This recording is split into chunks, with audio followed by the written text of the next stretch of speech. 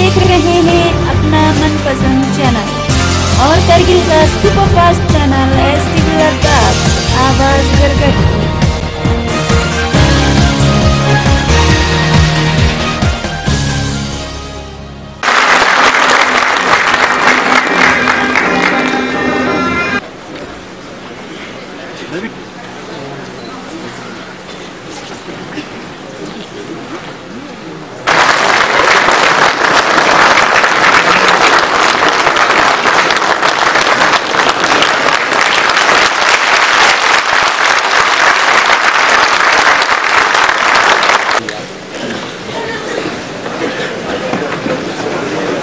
हम सब फख्र महसूस करते हैं कि आज इन सर्वफलक चोटियों और दुश्मन गुजर दर्रों के बीच फलते फूलते लद्दाखियों के दरमियान इस मुतबरक मुकाम लेह लद्दाख में माननीय प्रधानमंत्री श्री नरेंद्र मोदी जी तशरीफ फरमा है।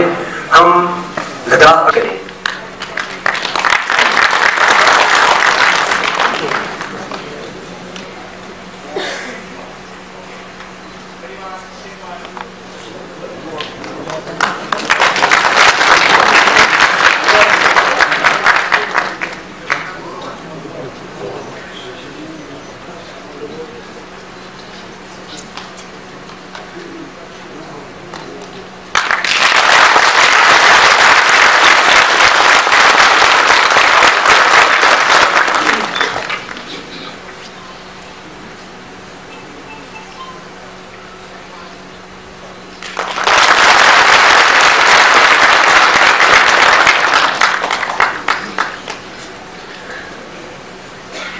अब मैं Shri Jamyang Singh Namgyal ji, honourable chief executive councillor Ladakh autonomous hill development council से इल्तिमास करता हूं कि वे अपने इस्तेक़बाल तकरीर द्वारा माननीय प्रधानमंत्री जी और मुअज़्ज़िज़ हाज़रीन का स्वागत करें।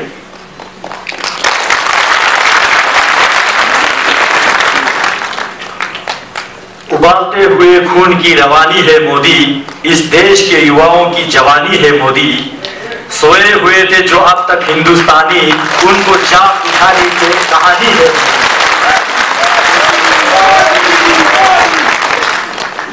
परम आदरणीय प्रधानमंत्री श्रीमान नरेंद्र भाई मोदी जी, जम्मू कश्मीर राज्य के राज्यपाल माननीय सत्यपाल मलिक जी, लेजिस्लेटिव काउंसिल के चेयरमैन ऑनरेबल हाजी साहब,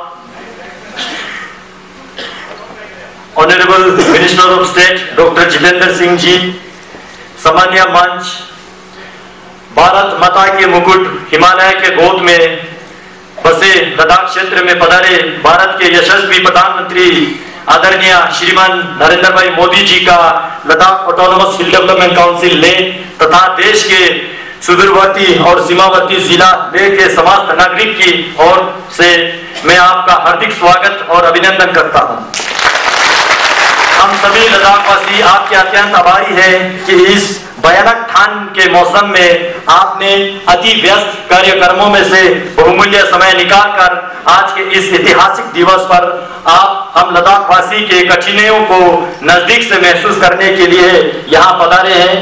इस क्षण के लिए प्रधानमंत्री के रूप में शपथ लेने के बाद आप पहली बार लद्दाख की यात्रा करके आपने पहले भाषण में इस क्षेत्र के विकास के लिए 3 पा का वर्णन किया था: प्रकाश, पर्यावरण और पर्यटन। इनमें से प्रकाश के अंतर्गत लद्दाख को 24 घंटे स्थायी रूप से बिजली उपलब्ध करने के लिए आपके शुभ हाथों से 220 kV वाले श्रीनगर ले ट्रांसमिशन लाइन का शिलान्यास किया था। आज उसी ट्रांसमिशन लाइन को राष्ट्र को समर्पित करने वाले हैं। लद्दाख के दिवंगत आध्यात्मिक लामा एवं लोकप्रिय राजनेता परम पूज्य कुशोक बाकुला रिम्पोचे जी के जन्म शताब्दी समारोह में आप मुख्य अतिथि के रूप में ले पधारे थे, जो आपका लद्दाख का दूसरा दौरा था। उस दौरान आपने लद्दाख पधारते हैं, लद्दाख की जनता के लिए कुछ न कुछ उपहार अवश्य लाते हैं। आज का दिन लद्दाख के इतिहास में अत्यंत महत्वपूर्ण है, जब आपके कार्य कमलों द्वारा एक लद्दाख यूनिवर्सिटी की स्थापना, कुशोक बाकुला रिम्पोचे हवाई अड्डे के नए टर्मिनल भवन के निर्माण की आधारशिला, 220 किलोवाट श्रीनगर ले ट्रांसमिशन लाइन को राष्ट्र को समर्पित करने, 9 मेगावाट पन बिजली परियोजना का उद्घाटन करने तथा लद्दाख में पर्यटन को बढ़ावा देने के लिए नए ट्रैकिंग मार्ग का शुभ आरंभ होने वाला है। हम सभी गौरवान्वित है कि आपको देश विदेश में एक ऐसा नेता के रूप में जाना जाता है जो जन कल्याणकारी योजनाओं का न सिर्फ शिलान्यास करते हैं बल्कि उन योजनाओं को अपने कार्यकाल में समय सीमा के भीतर अंजाम देकर उसका अपने हाथों उद्घाटन भी करते हैं। लेह के माध्यम से लेह जिला के चहुमुखी विकास के लिए अनेक महत्वपूर्ण कार्य प्रारंभ किए गए हैं, जिनमें से अधिकांश एवं महत्वपूर्ण कई कार्य इसी कार्यकाल में पूरा करके जनता को सौंपा गया है। उन सभी योजनाओं का उल्लेख यहाँ समय अभाव के कारण करना मुश्किल है, परंतु उनमें से कुछ प्रमुख बिंदुओं का उल्लेख मैं यहाँ अवश्य करना चाहूंगा। यही केंद्रीय बौद्ध विद्या संस्थान लेह को आपने डीम्ड यूनिवर्सिटी का दर्जा दिलवाया है। प्रधानमंत्री के पद ग्रहण करने के बाद आपने जम्मू कश्मीर के पहले प्रवास के दौरान 80,000 करोड़ के धन राशि का घोषणा किया था, जिसमें से लद्दाख के क्षेत्रीय विकास के लिए 25,000 करोड़ रुपए की राशि उपलब्ध कराई गई। प्रधानमंत्री सौभाग्य योजना के तहत 9,000 एसटी पोल स्थापित किया गया तथा लेह जिला के बिना बिजली वाले लगभग 2,000 घरों में बिजली से जगमग किया गया। प्रधानमंत्री जी के 3 पा में एक पर्यावरण की रक्षा के लिए लेह जिला को ऑर्गेनिक डिस्ट्रिक्ट के रूप में परिवर्तित करने के लिए आपके दिशा निर्देश अनुसार हमने निर्णय लिया है, जिसके लिए mission organic development initiative Modi of Ladakh के नाम से एक योजना हमने तैयार किया है, जिसके लिए हम माननीय प्रधानमंत्री जी से आर्थिक सहायता के लिए निवेदन करते हैं। इस शुभ अवसर पर जम्मू कश्मीर राज्य के माननीय राज्यपाल आदरणीय श्री सत्यपाल मलिक जी का हम पूरे लद्दाख वासियों की ओर से आभार व्यक्त करते हैं, क्योंकि माननीय प्रधानमंत्री जी के आशीर्वाद से आपके कार्यकाल में Ladakh autonomous hill development council के अधिनियम को संशोधन लाके इस काउंसिल को प्रशासनिक और आर्थिक सशक्तिकरण प्रदान करने जैसे अनेक महत्वपूर्ण ऐतिहासिक कार्यों का पूर्ण किए, जिसके लिए हम राज्यपाल महोदय तथा उनके ऑनरेबल एडवाइजर्स और चीफ सेक्रेटरी साहब को हार्दिक हृदय से आभार व्यक्त करता हूं। श्रीमान, जैसे कि आपको ज्ञात है, जम्मू कश्मीर राज्य का लगभग 70% इलाका लद्दाख में स्थित है। देश के पूर्व दक्षिण में चीन तथा उत्तर पूर्व में पाकिस्तान के सीमाएं लगते हैं, जहां एक और देश के सीमाओं की रक्षा के लिए हमारे बहादुर सैनिक रात दिन तैनात रहते हैं, वहीं दूसरे ओर देश के सुरक्षा के लिए किसी भी प्रकार की परिस्थिति में सैनिकों को सहयोग करने के लिए लद्दाखवासी हमेशा तत्पर रहते हैं। देश के सुरक्षा के लिए यहाँ की जनता एक विशेष और महत्वपूर्ण भूमिका निभाती रही है। लद्दाख भूगोलिक, सांस्कृतिक, बोली भाषा, रहन सहन, खान पान की दृष्टि से देश के अन्य क्षेत्रों से भिन्न है और विशिष्ट भी। इस विशिष्ट पहचान तथा सांस्कृतिक विरासत को बनाए रखने तथा भारत की सुरक्षा को मजबूत रखने के लिए यहाँ की जनता को मुख्य धारा से जोड़ने की आवश्यकता है। इसलिए लद्दाख की जनता कई दशकों से इस क्षेत्र को विधानमंडल सहित केंद्र शासित प्रदेश का दर्जा देने की मांग करती रही है। इस शुभ अवसर का लाभ लेते हुए आज लद्दाख की जनता एक बार फिर आपसे ये मांग करती है कि लद्दाख को यूनियन टेरिटरी विद लेजिस्लेचर प्रदेश का दर्जा दिया जाए। लद्दाख से लेकर अरुणाचल प्रदेश तक के पूरे हिमालय क्षेत्र में करोड़ों लोगों की भाषा बोटी है। ये प्राचीन क्षेत्रीय भाषाओं में से एक अत्यंत समृद्ध भाषा है, जिसमें व्याकरण, कोशों, विश्व कोशों सहित हजारों वर्षों पुरानी नालंदा परंपरा की हजारों संख्याओं में पुस्तकें उपलब्ध है। बोटी भाषा को संविधान की 8वीं अनुसूची में शामिल करने की हमारे मांग बहुत पुरानी है।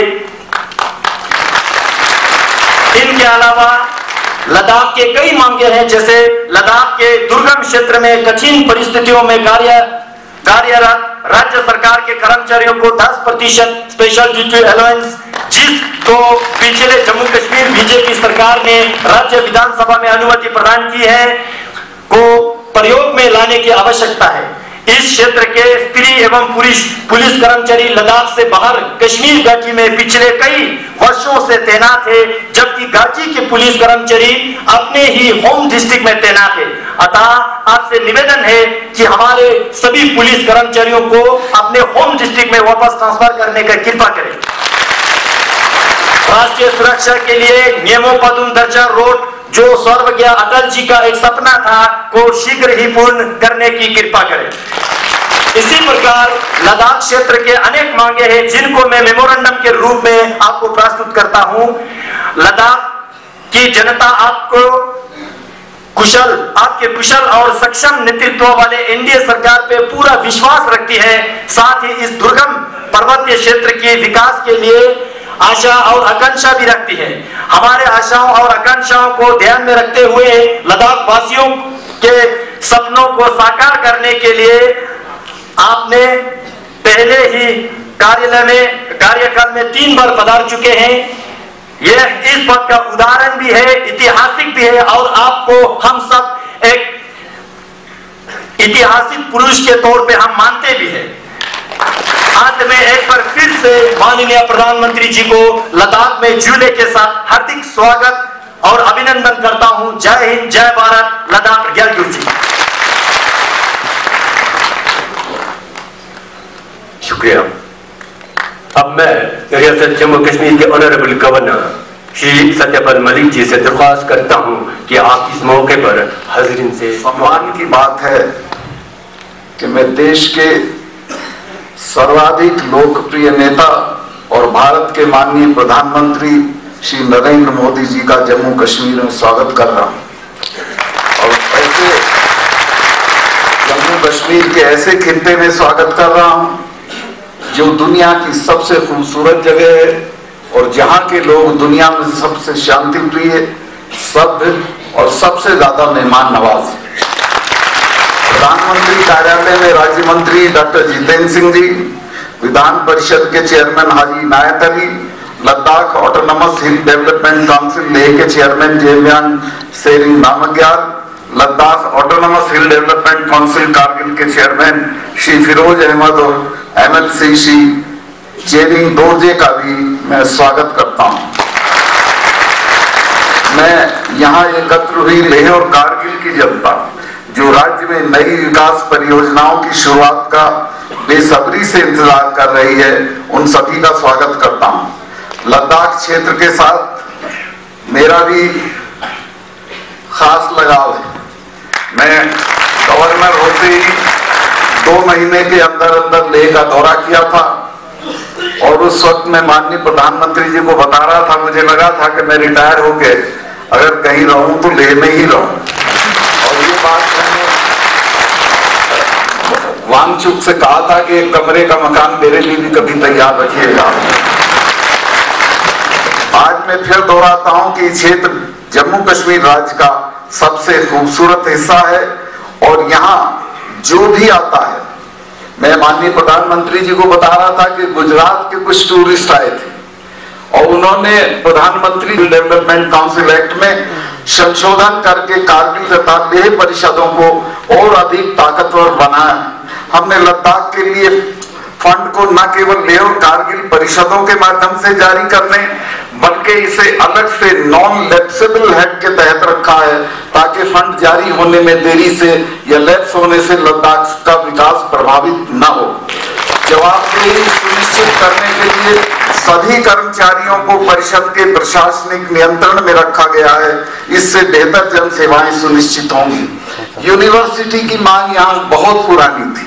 यहाँ के बच्चे देश में इधर उधर मारे फिरते थे, उसके लिए हम लोगों ने यूनिवर्सिटी ऑफ लद्दाख एक्ट 2018 पारित किया, जो क्लस्टर यूनिवर्सिटी की स्थापना का मार्ग प्रशस्त करेगा, इस क्षेत्र में शिक्षा को गति देगा। मुझे खुशी है कि आज माननीय प्रधानमंत्री लेह तथा कारगिल में लद्दाख क्लस्टर यूनिवर्सिटी का भी शुभारंभ करने जा रहे हैं। माननीय प्रधानमंत्री जी राष्ट्र को एक महत्वपूर्ण परियोजना समर्पित करेंगे जिसका उद्देश्य लद्दाख क्षेत्र को राष्ट्रीय ग्रिड पर लाना है। 2014 में माननीय प्रधानमंत्री जी ने 220 KV single circuit Srinagar Alusteng Drass Kargil Leh transmission line के निर्माण की महत्वाकांक्षी परियोजना की आधारशिला रखी थी। आप जानते होंगे कि इस देश में आधारशिला कोई रखता है और समर्पण कोई 3 चुनाव के बाद करता है। आधारशिला भी आपने रखी थी और अब आप इसको पूरा करा के नेशनल ग्रिड पे ले आए हैं।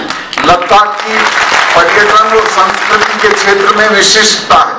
यही कारण है कि 480 करोड़ रुपए की लागत से कुशक बकुला रिम्पोचे एयरपोर्ट में प्रस्तावित नया टर्मिनल भवन तथा अधिक पर्यटक और ट्रेकिंग मार्ग खोले जाने से लद्दाख क्षेत्र में पर्यटन और अर्थव्यवस्था पर सकारात्मक प्रभाव पड़ेगा।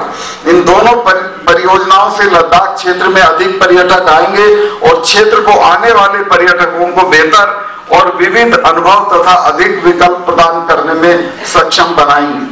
9 मेगावाट पनबिजली परियोजना जम्मू और Kashmir state power development corporation द्वारा दहतांग गांव के पास दा नाला पर शुरू की जा रही है और 9 मेगावाट की क्षमता के साथ सालाना 63.92 मिलियन यूनिट बिजली का उत्पादन होगा।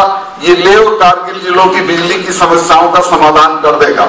लोगों और विभिन्न भागीदारियों के साथ बातचीत करने के बाद मेरे संज्ञान में आया कि फंड की कमी के कारण बड़े संख्या में पूरे प्रदेश में ढांचागत योजनाएं अटकी पड़ी हुई। इस समस्या का समाधान करने के लिए हम लोगों ने Jammu Kashmir infrastructure development finance corporation का गठन किया है और इनको पूरा करने के लिए 8000 करोड़ रुपए का ऋण जुटाने के लिए अधिकृत किया गया है।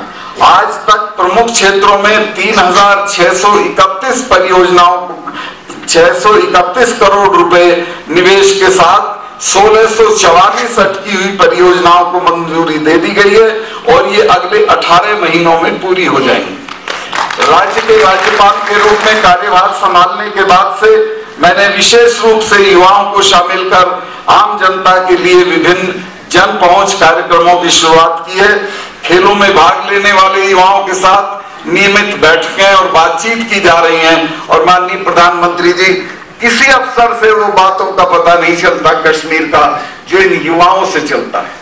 इनसे बेहतर कोई फीडबैक नहीं दे सकता और मेरा सारा सोच इन्हीं के फीडबैक से आधारित रहता है। मैं राज्य में शांति और सुरक्षा का वातावरण बनाए रखने के लिए हमारे सशस्त्र और पुलिस बलों के योगदान का विशेष उल्लेख करना चाहता हूं। ये योगदान कठिन क्षेत्र, प्रतिकूल मौसम और उनके द्वारा सामना की जा रही अन्य चुनौतियों के मद्देनजर बहुत महत्व रखता है। आपने पंचायत चुनाव करने की चुनौती स्वीकार की थी। बहुत से तत्वों द्वारा उसका विरोध और बहिष्कार करने के बावजूद प्रदेश के लोगों ने और हमारी पुलिस और सेनाएं और बाकी फोर्सेस, हमारे एडमिनिस्ट्रेशन के लोगों ने ऐसा चुनाव कराया जिसमें एक चिड़िया की कैजुअलिटी नहीं हुई, जबकि यहाँ चुनाव में 50-60 आदमी जम्मू कश्मीर में मरता था। अकेले श्रीनगर के लोकसभा के चुनाव में 8 लोगों की मृत्यु हुई थी।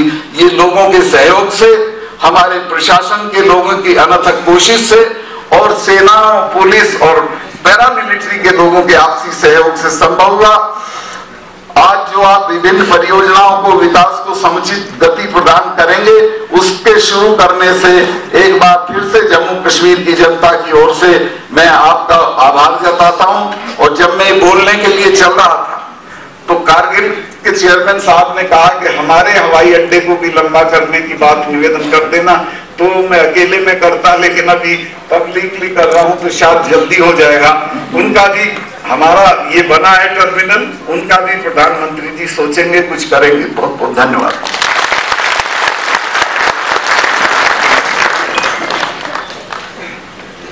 हिस्सों के साथ कदम से कदम मिलाते हुए आगे बढ़ रहा है। इस राह को और भी पुख्ता बनाने के लिए, यहाँ की तरक्की में मजीद इजाफा लाने के लिए माननीय प्रधानमंत्री जी आज अपने शुभ हाथों से 5 बड़े मंसूबों का रस्म इब्तिदा करेंगे और संग बुनियाद रखेंगे।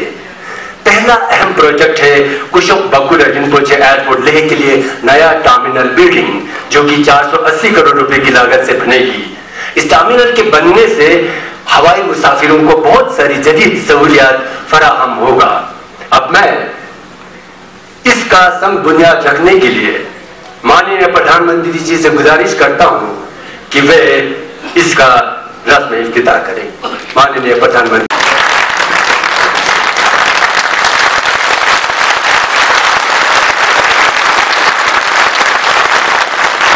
प्राधिकरण द्वारा किया जा रहा है। इस भवन की डिजाइन में आधुनिक रीतियों के साथ साथ पुरातन बौद्ध ज्ञान के दर्शन की झलक मिलेगी। साथ ही इसकी पूरी बनावट और अनुभूति में बौद्ध कला के तत्वों का समावेश किया जाएगा। 480 करोड़ की लागत से बनाए जाने वाले इस यात्री टर्मिनल में 18 चेक इन काउंटर, 3 यात्री बोर्डिंग ब्रिज सहित सभी नवीनतम यात्री सुविधाएं शामिल होंगी। 18,985 वर्ग मीटर में बनने वाले इस टर्मिनल भवन में व्यस्ततम समय में 800 यात्रियों के संचालन की क्षमता होगी। टर्मिनल के सुरक्षा जांच क्षेत्र के अंदर सूर्य की पर्याप्त रोशनी सुनिश्चित की जाएगी, जिससे यात्रियों को आसपास के अनुपम प्राकृतिक परिदृश्य का भी अनुभव हो सकेगा। प्रस्तावित बैगेज बेल्ट से सामान प्राप्त करने के पश्चात भवन से बाहर निकलते ही प्रांगण में ऊंचे चबूतरे पर आसीन बुद्ध की एक विशाल प्रतिमा एवं स्तूपों का समूह पर्यटकों का अभिवादन कर बुद्ध की भूमि का परिचय कराएंगे। शांति, प्रकृति और उत्साह की खोज में ले आने वाले पर्यटकों के लिए ये भवन सितंबर 2021 तक बनकर तैयार होगा। नए टर्मिनल भवन का शिलान्यास प्रधानमंत्री नरेंद्र मोदी के कर कमलों द्वारा किया जा रहा है। अब मैं माननीय प्रधानमंत्री जी से निवेदन करता हूं कि आप Jammu Kashmir state power development corporation limited के 9 मेगावाट दा हाइड्रो इलेक्ट्रिक प्रोजेक्ट का रस्म इफ्तिताह अपने शुभ हाथों से करें।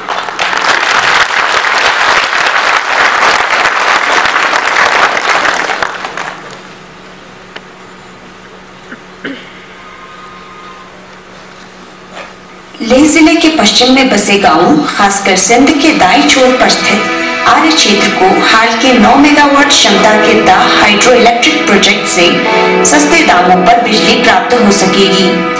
डीजल का प्रयोग न होने से पर्यावरण के संरक्षण की दृष्टि से एक सफल कदम साबित होने के साथ इस पूरे क्षेत्र की बिजली की समस्या का इस योजना से निवारण होगा, जिससे न केवल यही क्षेत्र बल्कि करगिल के भी कुछ भागों में आर्थिक, सामाजिक, सांस्कृतिक ऊर्जा का संचार होगा।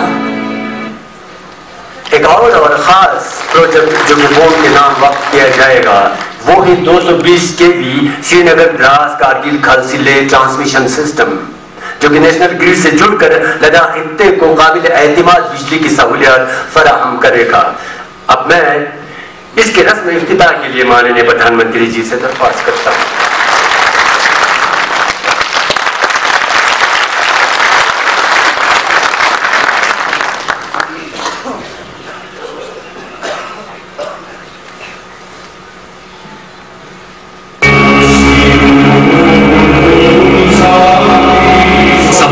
से लगभग 3000 से 4500 मीटर की ऊंचाई पर स्थित देश का बर्फीला मुकुट लेह लद्दाख। लद्दाख क्षेत्र नेशनल ग्रिड से जुड़ा नहीं था। इस समस्या के निवारण के लिए प्रधानमंत्री नरेंद्र मोदी ने 12 अगस्त 2014 को 220 केवी श्रीनगर लेह ट्रांसमिशन प्रणाली की नींव रखी। भारत सरकार की नवरत्न कंपनी पावर ग्रिड ने इस लगभग 335 किलोमीटर लंबी ट्रांसमिशन लाइन का निर्माण किया।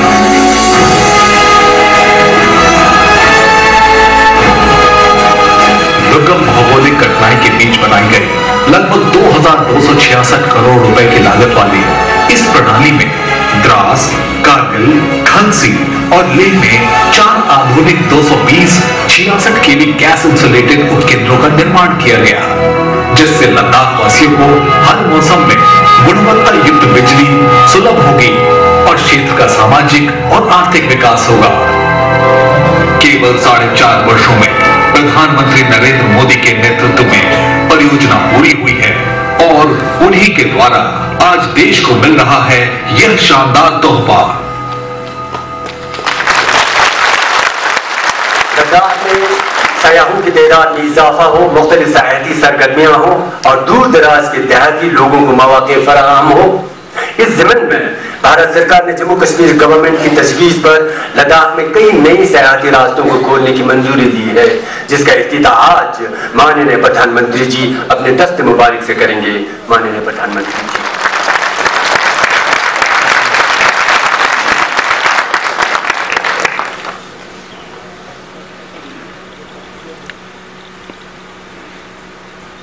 भारत सरकार ने लद्दाख में पर्यटकों की सुविधा के लिए 4 नए ट्रैकिंग मार्ग और 5 नए टूरिस्ट मार्ग खोलने की मांग को मंजूरी दी है। पर्यटन को बढ़ावा देकर पर्यटकों को बेहतर अनुभव प्रदान करने और यहाँ के दूर दराज के इलाकों में बसने वालों की आर्थिक स्थिति को बेहतर करने का दोहरा मकसद इस निर्णय से पूरा होगा और क्षेत्र भर के पूर्ण विकास के लिए ये एक वरदान साबित होगा।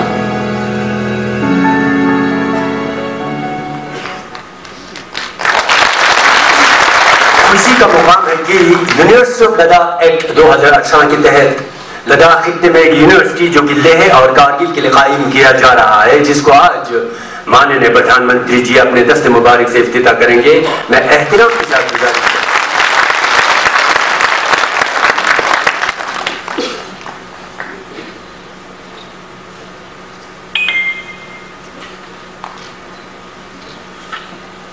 हाल के दिनों में लेह और कारगिल के लोगों को सरकार द्वारा लद्दाख यूनिवर्सिटी दिए जाने से लद्दाख भर में खुशहाली की लहर दौड़ चली है। पिछले कुछ दशकों से उच्च शिक्षा के लिए लद्दाख भर से विद्यार्थी भारत के अन्य राज्यों में जाने को मजबूर रहे हैं। ऐसे में उनकी आर्थिक परेशानी सबसे बड़ी रही है। लद्दाख यूनिवर्सिटी के खुल जाने से न सिर्फ विद्यार्थियों की मुश्किल हल होगी, बल्कि लद्दाख की आने वाली पीढ़ियों का उज्जवल भविष्य भी इससे सुनिश्चित होगा। श्रीमान, हम आपका बहुत बहुत शुक्रिया अदा करते हैं। आज की इस तारीखी इज्तिमा में सभी हाज़रीन अपने हर दिल अजीज प्रधानमंत्री श्री नरेंद्र मोदी जी को सुनने के लिए बेताब हैं, इसलिए मैं निहायत ही एहतराम के साथ माननीय प्रधानमंत्री जी को अर्ज करता हूं कि जनाब वाला हाज़रीन से खिताब फरमाएं।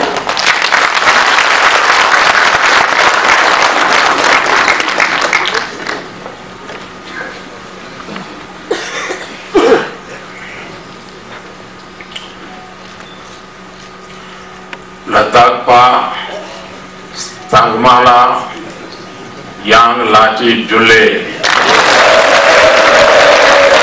लद्दाखला स्काइस चेनमो मा मांगपो क्योंगस्ते योर हाइले।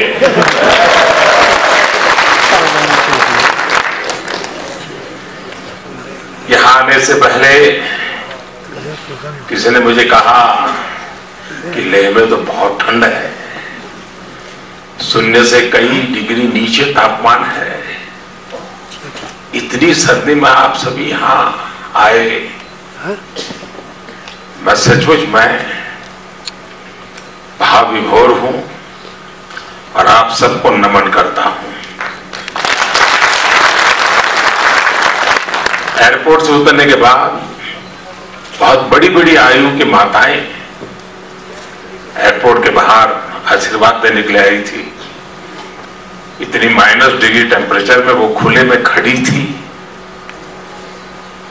मैं भी कार से उतर करके उनको नमन करने के लिए नीचे चला गया। मन को इतना आंदोलित कर दिया कि ये प्यार, ये आशीर्वाद, इन माताओं का स्नेह, और वो भी इतनी विपरीत परिस्थिति में, प्रकृति साथ न देती हो तब एक नई ऊर्जा मिलती है, नई ताकत मिलती है। आप लोगों के इस अपनत्व, इस स्नेह को देखकर मुझे जो थोड़ी बहुत भी ठंड लग रही थी, अब उसका भी उतना एहसास नहीं हो रहा। मंच पर विराजमान जम्मू और कश्मीर के राज्यपाल श्रीमान सतपाल मलिक जी, मंत्रिमंडल के मेरे सहयोगी और इसी जम्मू कश्मीर की धरती के संतान डॉक्टर जितेंद्र सिंह जी, जम्मू कश्मीर विधान परिषद के अध्यक्ष श्रीमान हाजी इनायत अली जी, लद्दाख स्वायत्त पहाड़ी विकास परिषद लेह के अध्यक्ष श्रीमान जेटी नमग्याल जी, लद्दाख स्वायत्त पहाड़ी विकास परिषद करगिल के अध्यक्ष श्रीमान फिरोज अहमद जी, विधान परिषद के सदस्य श्रीमान चेरिंग दोरजे जी और यहां उपस्थित मेरे प्यारे भाई और बहनों, लद्दाख वीरों की धरती है। चाहे 1947 हो और फिर 1962 की जंग या फिर कारगिल की लड़ाई, यहां के वीर फौजियों ने, लेह और कारगिल के जांबाज लोगों ने देश की सुरक्षा निश्चित की है। इतनी खूबसूरत पहाड़ियों से सुशोभित लद्दाख अनेक नदियों का स्रोत भी है और सही मायने में हम सभी के लिए ईश्वर का उपहार है। 9-10 महीने में मुझे फिर एक बार आपके बीच आने का अवसर मिला है। आप जिन मुश्किल परिस्थितियों में रहते हैं, हर कठिनाई को चुनौती देते हैं, वो मेरे लिए बहुत बड़ी प्रेरणा होती है कि आप सभी के लिए और डटकर काम करना है। न स्नेह आप मुझे देते हैं, मुझे ब्याज समेत विकास करके उसको लौटाना है। मुझे ये एहसास है कि मौसम आप सभी के लिए मुश्किलें लेकर आता है।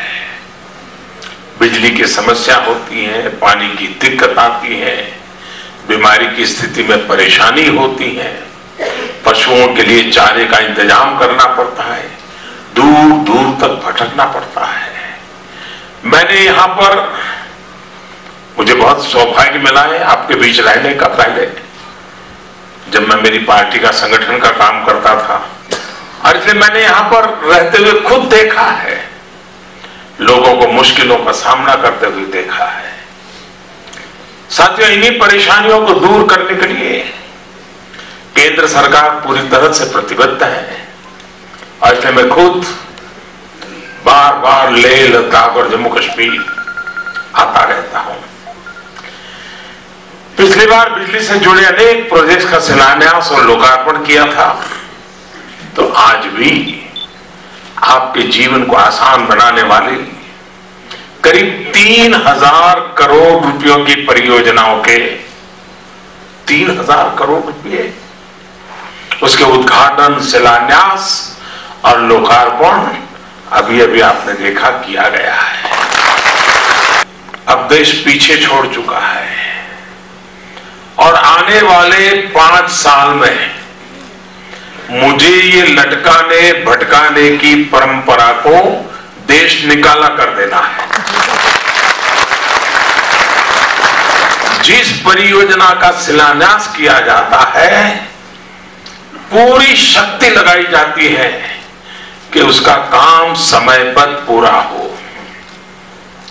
भाई और बहनों, आज जिन परियोजनाओं का लोकार्पण, उद्घाटन और शिलान्यास किया गया है, उनसे बिजली के साथ साथ लेह लद्दाख की देश और दुनिया के दूसरे शहरों से कनेक्टिविटी सुधरेगी, पर्यटन बढ़ेगा, रोजगार के अवसर बढ़ेंगे और यहां के युवाओं को पढ़ाई के लिए यहीं पर अच्छी सुविधाएं भी मिलेगी। यहां का मौसम इतना सुंदर है कि अगर यहां उत्तम प्रकार के हम एजुकेशनल इंस्टीट्यूशंस खड़ी कर दें तो मैं विश्वास से कहता हूं, हिंदुस्तान के कोने कोने से नौजवान लेह लद्दाख में आकर के पढ़ाई करना पसंद करेंगे और हमने उस सपनों को देखना चाहिए। और मेरे दिमाग में ऐसे सपने पड़े हैं। साथियों, हम सभी के सम्मानीय महान कुशक बकुला रिम्पोचे जी ने अपना पूरा जीवन एक सपने के लिए खपा दिया था। लेह लद्दाख को शेष भारत से कनेक्ट करना और देश की एकता और अखंडता की भावना को मजबूत करना ही पूज्य रिम्पो जी का सबसे बड़ा सपना था। केंद्र सरकार उनके सपनों को साकार करने के लिए यहां कनेक्टिविटी को एक नया विस्तार दे रही है। लेह लद्दाख को रेल और हवाई मार्ग से जोड़ने वाले 2 बड़े प्रोजेक्ट्स पर काम चल रहा है। इस क्षेत्र को पहली बार देश के रेल मैप से जोड़ने वाली रेलवे लाइन और कुशक बकुला रिम्पोचे एयरपोर्ट की नई और आधुनिक टर्मिनल बिल्डिंग दोनों ही यहां विकास को और गति देने वाले साबित होंगे। साथियों, 3 दशक पहले यहां जो बिल्डिंग बनाई गई थी, समय के साथ इसको आधुनिकता से जोड़ने, इसमें नई सुविधाओं का विकास करने के बारे में पहले कभी नहीं सोचा गया। आज नई टर्मिनल बिल्डिंग का शिलान्यास हुआ है और बहुत जल्द ही लोकार्पण भी किया जाएगा। और मैं आपको विश्वास दिलाता हूं, जिसका शिलान्यास पहले किया था उसका लोकार्पण आज कर रहा हूं। आज जिसका शिलान्यास कर रहा हूं, आपके आशीर्वाद से उसका लोकार्पण करने के लिए मैं ही आऊंगा।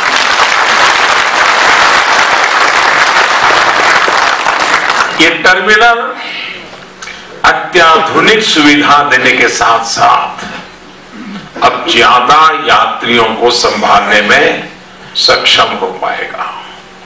इसी तरह बिलासपुर मनाली रेल लाइन पर शुरुआती सर्वे हो चुका है। कई स्थानों में काम शुरू भी हो चुका है। जब ये रेल लाइन तैयार हो जाएगी तब दिल्ली से लेह की दूरी बहुत कम हो जाएगी। सर्दियों में तो यहां की सड़कें पूरी तरह से शेष भारत से कट जाती है। ये रेल लाइन काफी हद तक इस समस्या को दूर करेगी। साथियों, किसी भी क्षेत्र में जब कनेक्टिविटी अच्छी होने लगती है तो वहां के लोगों का जीवन तो आसान होता ही है, कमाई के साधन भी बढ़ते हैं। टूरिज्म को इसका सबसे अधिक लाभ होता है। लेह लद्दाख का इलाका तो अध्यात्म, कला, संस्कृति, प्रकृति की सुंदरता और एडवेंचर स्पोर्ट्स के लिए दुनिया का एक महत्वपूर्ण स्थान है। यहां टूरिज्म के विकास के लिए एक और कदम सरकार ने उठाया है। आज यहां 5 नए ट्रैकिंग रूट को खोलने का फैसला लिया गया है। केंद्र सरकार ने इन रूट्स पर प्रोटेक्टेड एरिया परमिट की वैधता भी 7 दिन से बढ़ाकर 15 दिन कर दी है। इससे यहां आने वाले टूरिस्ट शांति से पूरा समय लेकर अपनी यात्रा का आनंद ले पाएंगे और यहां के युवाओं को ज्यादा रोजगार मिल पाएगा। साथियों, मुझे बताया गया है कि इस बार 3 लाख से ज्यादा टूरिस्ट लेह आए हैं और करीब 1 लाख लोगों ने करगिल जी की विजिट की है। एक तरह से देखें तो कश्मीर में जितने टूरिस्ट अभी आए हैं उसका आधे इसी क्षेत्र में आए हैं। वो दिन दूर नहीं जब लेह लद्दाख का टूरिज्म नई ऊंचाइयों को प्राप्त करेगा। भाई और बहनों, केंद्र सरकार देश भर में विकास की पंचधारा यानी बच्चों को पढ़ाई, युवा को कमाई, बुजुर्गों को दवाई, किसान को सिंचाई और जन जन की सुनवाई, इसको सुनिश्चित करने में जुटी हुई है। ये लेह लद्दाख और कारगिल में भी इन सभी सुविधाओं को मजबूत करने का प्रयास चल रहा है। लद्दाख में कुल आबादी का 40% हिस्सा युवा विद्यार्थी है। आप सभी की लंबे समय से यहां यूनिवर्सिटी की मांग रही है। आज आपकी ये मांग भी पूरी हुई है और इसके लिए भी आप सभी को और विशेषकर मेरे नौजवान साथियों को मैं बहुत बहुत बधाई और शुभकामनाएं देता हूं। आज इस क्लस्टर यूनिवर्सिटी को लॉन्च किया गया है। इसमें नुब्रा, लेह, जंस्कार और करगिल में चल रहे डिग्री कॉलेजों के संसाधनों का उपयोग किया जाएगा। छात्रों की सुविधा के लिए लेह और करगिल में भी इसके प्रशासनिक दफ्तर रहेंगे। साथियों, लेह लद्दाख देश के उन हिस्सों में है जहां शेड्यूल्ड ट्राइब्स, मेरे जनजातीय भाई बहनों की आबादी काफी मात्रा में है।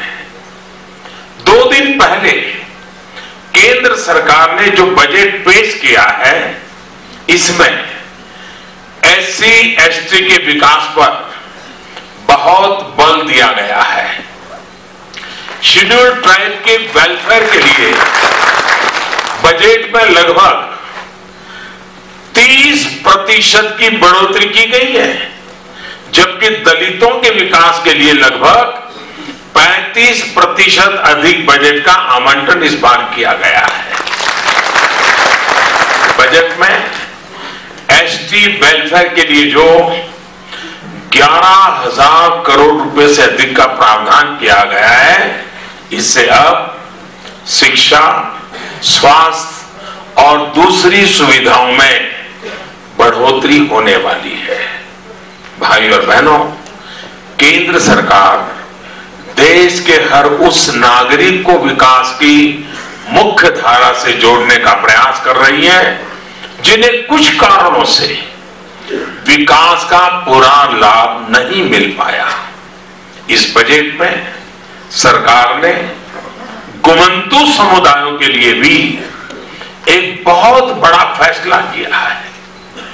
ये वो लोग हैं जो अपनी जीवन शैली की वजह से कई बार मौसम की वजह से एक ही स्थान पर टिककर नहीं रह पाते। ऐसे में इन लोगों तक सरकार की योजनाओं का लाभ पहुंचाना भी बहुत मुश्किल होता है। अब इन लोगों के लिए सरकार ने वेलफेयर डेवलपमेंट बोर्ड बनाने का फैसला किया है, ताकि सरकार जो विकास कार्यों को लेकर आगे चल रही है, इन विकास कार्यों का लाभ इन परिवारों तक, इन समुदायों तक जो आजादी के 70 साल के बाद भी नहीं पहुंच पाया है, उनको तेजी से पहुंचे। और ये वो लोग कौन है? सपेरा, बंजारा और जो बैलगाड़ी में घूमने वाले लोहार होते हैं, ऐसे सब बिल्कुल घुमंत लोग होते हैं, शेफड़ होते हैं, कहीं रुकते ही नहीं, अपने पशुधन को लेकर चलते ही चलते हैं, अपने स्थान पर आते आते 2 साल लग जाते हैं। ऐसे परिवारों की चिंता करना, इस पर एक बहुत बड़ा फैसला हमने किया है। साथियों, इसके अलावा बजट में देश के किसानों के लिए भी ऐतिहासिक घोषणा सरकार ने की है।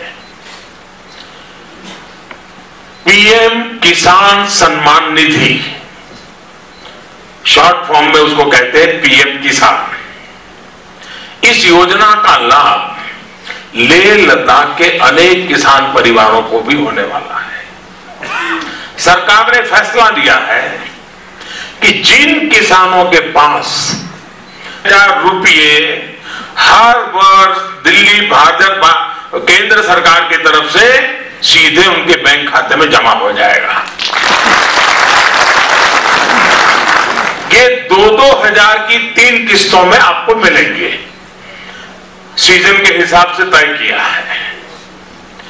जिसकी पहली किस्त मेरी कोशिश है कि बहुत ही जल्द पहुंच जाए, और इसलिए मैंने देश की सभी राज्य सरकारों को इसकी गाइडलाइंस आज ही भेज देने वाला। सूचनाएं भेजती है कि आपके यहां किसान, उनकी सूची, उनका आधार नंबर तुरंत भेज दीजिए ताकि वहां से पैसे उनके खाते में जमा हो जाए। और ऐसा नहीं कि भाई बातें करना, वादे करना, फिर निर्णय करना, जी नहीं, मुझे लागू करना है। और सब राज्यों की मशीनरी जितनी एक्टिव होगी उतना तेजी से लाभ पहुंचने वाला है। और इससे यहाँ के आलू, मटर, गोभी, उसके उत्पादक किसानों को प्रोत्साहन मिलने वाला है। और यहाँ की गोभी के लिए तो मुझे बराबर याद है, मैं संगठन का काम करता था तो दिल्ली से आता था, दिल्ली वापिस जाता था, तो वहां जिन कार्यकर्ता मेरे परिचित थे वो मुझसे एक ही आग्रह करते थे कि साहब लगेज का जो खर्चा होगा हम दे देंगे, लेकिन गोभी उठा के ले आना। और मैं भी यहां से काफी सब्जी ले जाता था, उन परिवारों को बड़ा अच्छा लगता था यही सब्जी खाने का। और इस नई योजना के लिए मैं सच बताता हूं, किसानों के लिए अद्भुत योजना है, उनको एक बहुत बड़ी ताकत देने वाली है। और जो दिल्ली में एयर कंडीशन कमरों में बैठते हैं ना, उनको पता नहीं होता है, दुर्गम पहाड़ों में, रेगिस्तान में, पिछड़े इलाकों में गरीब किसान जो है ना, उसके लिए 6000 रुपया कितनी बड़ी बात होती है, ये एयर कंडीशन कमरे में बैठे हुए लोगों को पता तक नहीं होता है, उनको समझ ही नहीं होता। इस नई योजना के लिए मैं आप सभी को, देश भर के किसानों को हृदयपूर्वक बहुत बहुत बधाई देता हूं। साथियों, लेह लद्दाख कारगिल भारत का शीर्ष है, हमारा मस्तक है, मां भारती का ये ताज हमारा गौरव है। बीते 4.5 वर्षों से ये क्षेत्र हमारी विकास की प्राथमिकताओं का केंद्र रहा है। मुझे खुशी है कि Ladakh autonomous hill development council act में बदलाव किया गया है और काउंसिल को खर्च से जुड़े मामलों में अब ज्यादा अधिकार दिए गए हैं। अब क्षेत्र के विकास के लिए आने वाले पैसे यहां की ऑटोनोमस काउंसिल ही जारी करती है। काउंसिल के अधिकारों के दायरे और फैसले लेने की शक्ति को भी बढ़ाया गया है। इससे यहां के महत्वपूर्ण विषयों को ज्यादा तेजी से और ज्यादा संवेदनशीलता से सुलझाया जा सकता है। अब आपको अपनी जरूरतों के लिए बार बार श्रीनगर और जम्मू नहीं जाना होगा, लेकिन ज्यादातर काम यही लेह और लद्दाख में ही पूरे हो जाएंगे। साथियों, केंद्र सरकार सबका साथ सबका विकास के मूल मंत्र पर काम कर रही है। देश का कोई भी व्यक्ति, कोई भी कोना विकास से अछूता ना रहे, इसके लिए ही सबका साथ सबका विकास का मंत्र लेकर के हम पिछले 4.5 से लगातार दिन रात कोशिश कर रहे हैं। मैं यहां के लोगों को ये विश्वास दिलाता हूं कि लेह लद्दाख करगिल के विकास के लिए कोई कसर, कोई कोर कसर बाकी नहीं छोड़ी जाएगी।